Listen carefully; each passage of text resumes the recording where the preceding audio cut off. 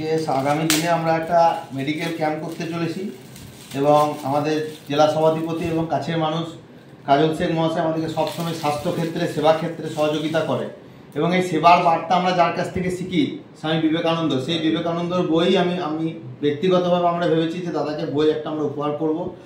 এটা শুধু উপহার নয়, আমাদের শুভেচ্ছা বার্তা যে স্বামীজির আদর্শে দাদা চলছেন এবং সেই আদর্শকে পাথেয় করে দাদা আমাদেরকে সবসময় সহযোগিতা করেন। এটা কোনো প্রশংসামূলক কথা নয়, দাদা আমাদেরকে সবসময় সহযোগিতা করেন যে সমাজের কাজ যেন আমরা করতে পারি।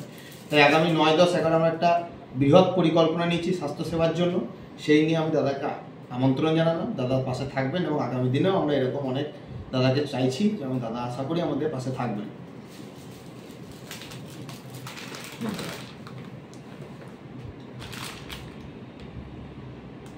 যদিও বছর 365 দিন,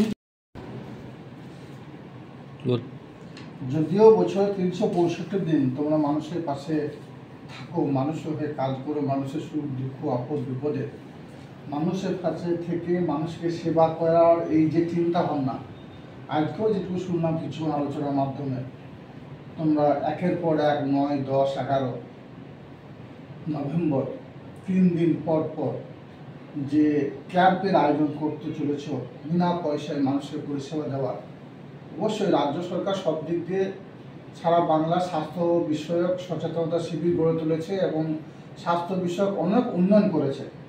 কিন্তু রাজ্য সরকারের উন্নয়ন এককভাবে করলেই হবে না, সঙ্গে সঙ্গে এই ধরনের স্বেচ্ছাসেবী সংগঠন যেগুলো আছে তাদেরকে এগিয়ে আসতে হবে। এগিয়ে এলে আমার রাজ্য, আমার জেলা আরও এগিয়ে যাবে।